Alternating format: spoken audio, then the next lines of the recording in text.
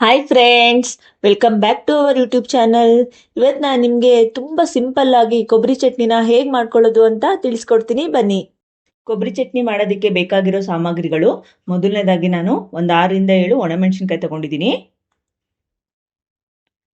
ಒಂದು bowl full ನಾನು ಕೊಬ್ಬರಿ ತಗೊಂಡಿದ್ದೀನಿ, ಹಸಿ ಕೊಬ್ಬರಿ.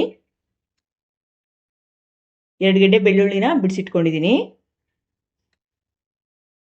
ಸ್ವಲ್ಪ ಹುಣಸೆ ಹಣ್ಣು,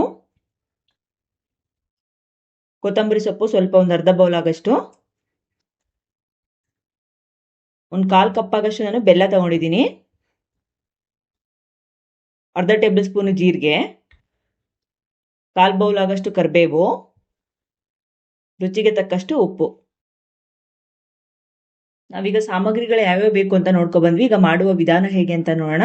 ನೋಡಿ, ನಾನೊಂದು ಮಿಕ್ಸರ್ ಜಾರ್ ತಗೊಂಡಿದ್ದೀನಿ. ಇದಕ್ಕೆ ಒಣಮೆಣಸಿನ್ಕಾಯಿ ಹಾಕೋತೀನಿ,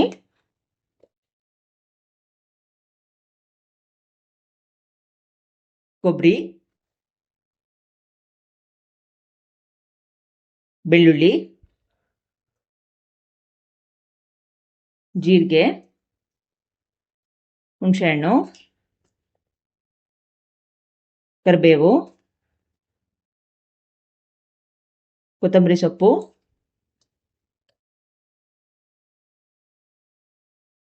ಬೆಲ್ಲ, ಉಪ್ಪು.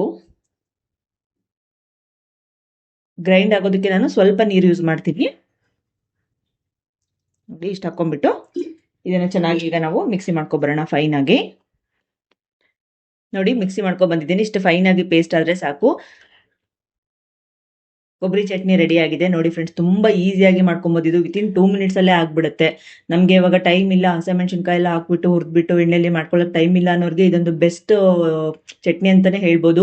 ತುಂಬ ಈಸಿಯಾಗಿ ಯಾವುದೇ ಥರ ಎಣ್ಣೆಯಲ್ಲಿ ಏನು ಫ್ರೈ ಮಾಡ್ದೇ ಡೈರೆಕ್ಟಾಗಿ ಮಾಡ್ಕೊಳ್ಳೋಂಥ ಚಟ್ನಿ ಇದು ಕೊಬ್ಬರಿ ಚಟ್ನಿ. ಟೇಸ್ಟ್ ಕೂಡ ತುಂಬ ಚೆನ್ನಾಗಿರುತ್ತೆ. ಟೇಸ್ಟ್ ಕೂಡ ನೀವು ದೋಸೆ ಜೊತೆಗೆ, ಪಡ್ಡಿನ ಜೊತೆಗೆ, ಅಕ್ಕಿ ರೊಟ್ಟಿ ಜೊತೆಗೆ, ಚಪಾತಿ ಜೊತೆಗೆ, ಕಡುಬಿನ ಜೊತೆಗೆ ಎಲ್ಲ ಜೊತೆಗೂ ಸರ್ವ್ ಮಾಡ್ಕೊಂಡ್ರೆ ಸಖತ್ತಾಗಿರುತ್ತೆ. ಎಲ್ಲದಕ್ಕೂ ಬೆಸ್ಟ್ ಕಾಂಬಿನೇಷನ್ ಇದು. ನೀವು ಕೂಡ ಮನೆಯಲ್ಲಿ ಟ್ರೈ ಮಾಡಿ ಟೇಸ್ಟ್ ಹೇಗೆ ಬಂದಿದೆ ಅಂತ ತಿಳಿಸಿ.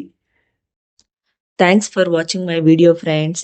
ಈ ರೆಸಿಪಿನ ನೀವು ಕೂಡ ಮನೆಯಲ್ಲಿ ಟ್ರೈ ಮಾಡಿ ಟೇಸ್ಟ್ ಹೇಗೆ ಬಂದಿದೆ ಅಂತ ಕಮೆಂಟ್ ಸೆಕ್ಷನಲ್ಲಿ ತಿಳಿಸಿ. ನಮ್ಮ ಚಾನಲನ್ನು ಸಬ್ಸ್ಕ್ರೈಬ್ ಮತ್ತು ಶೇರ್ ಮಾಡೋದು ಮರಿಬೇಡಿ. Bye friends.